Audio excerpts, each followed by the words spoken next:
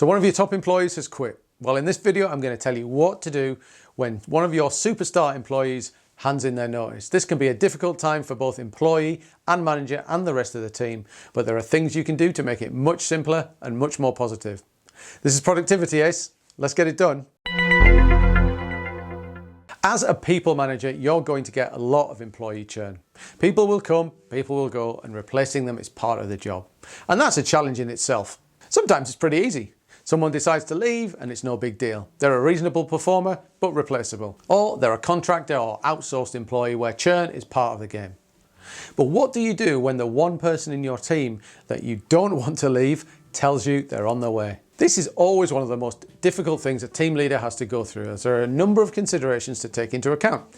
As a leader, you still have a lot to do to ensure that the departure of your star performer doesn't leave any lasting damage on any of your team or the employee themselves. And there's actually a lot to gain if you do it right, especially if it's an employee that you've had a very positive relationship with. So here's the Productivity Ace take on what you can do as a leader when your star performer announces that they're off.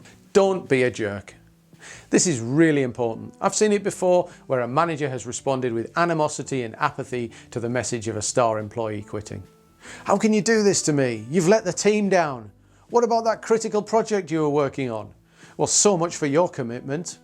Comments like that, I've heard all of those, and they're all completely the wrong thing to say. The chances are that this will have been a difficult decision for the employee, and they may well be unsure of the future. And if they're a great employee, then yes, they'll already be upset about leaving the team. They'll be upset about leaving the team, the company, and all the work that they're responsible for. So your response as a leader is vital and will define the tone of the employee's notice period, which could be upwards of 3 months, and possibly your relationship with them going forward. And parting on bad terms casts a poor light on all that hard work and commitment they've shown your team over the years. That's time to be remembered fondly, not placed under a cloud. So even if you do feel upset or angry at their departure, it's vital to be self-aware enough to squash any of those feelings quickly. We've talked about self-awareness so much on this channel. Remember, it's not personal and it's about them. It's not about you. So show positivity, offer your congratulations, and show interest in their next move. Where are they going? What's the role? Show interest and you'll put them at ease. Take it as a compliment.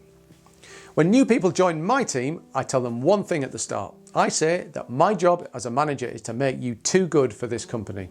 I promise to develop their capabilities so that big move to a massive organisation, that dream move, is something that they can compete for. But what about losing people, Paul? Surely you don't want that? No, you're right, I don't. But what's worse? You develop people to be great and they leave? Or you don't develop and they stay mediocre and they remain with you? Well, I know what I prefer. So when it transpires that you've brought someone in, fulfilled your part of the deal and evolved them into that star performer, then you're just doing your duty and keeping your promise. Hopefully the evolution that they've undertaken in your team will set them on the road to great things in the rest of their career. And for that, you as a leader can be rightfully proud. So take it as a compliment. You've built that employee into somebody who can go on to achieve great things. They owe a lot to you for their career development. You've played your part in people management, in developing their skills, and now it's time to let them go. Classify the reasons. This is important because sometimes the star employee will be leaving for reasons that you could have done something about.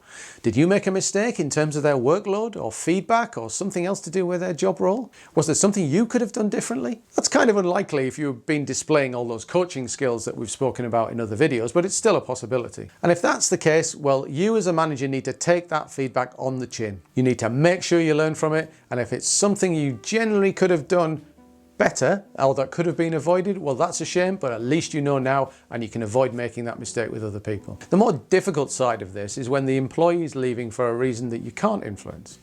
Something such as a lack of salary rises, or a failure to be promoted, or a change in fundamental company direction, or simply the fact that they've had a blinding offer from somewhere else. There's not a lot you as a people manager can do about that.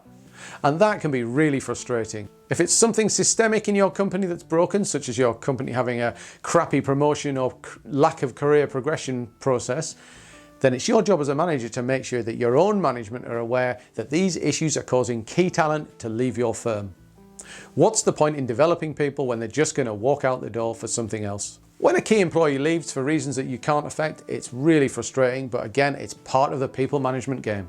Remain a mentor. Remaining a mentor to a departing employee is especially important if you've had a good relationship with the employee.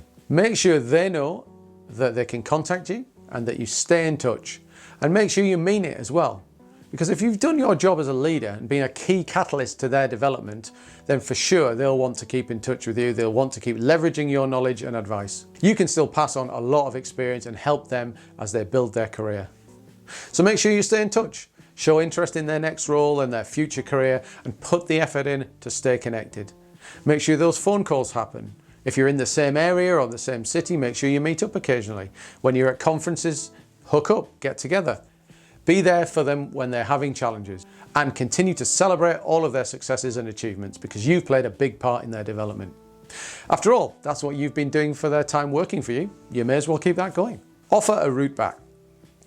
This is a pretty simple one. They might be taking a risk with their new role. Maybe it involves a promotion or more responsibility or a relocation to another company. They might be understandably nervous about it. Well, in that case, the words that you can say to put them at ease: you can always come back if it doesn't work out. That will be music to their ears, and that will show that you genuinely care about them as a person, and it will mean an awful lot to them. Fill the role quickly. This is really important. When somebody leaves, it doesn't matter who it is, that headcount is up for grabs and the vultures will be circling. So you've got a certain amount of time to get the recruitment process underway and get somebody in through the door.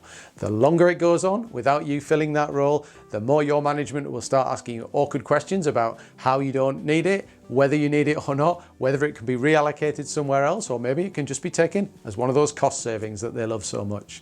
So get into the recruitment process as quickly as you possibly can. Get the replacement through the door and begin the task again of building another superstar employee. Move on. Ultimately, losing people that you don't want to lose for whatever reason is part of being a people manager. Sometimes it won't be a problem, other times it'll sting a bit. But everybody has to look after their own careers, including you, including your team. They don't owe you or your company anything. And in today's workplace, it's common for people to move around a lot. It's not like generations gone by where people have been in the same job for 20, 30 years. So as a leader, it's important not to fixate on the departure.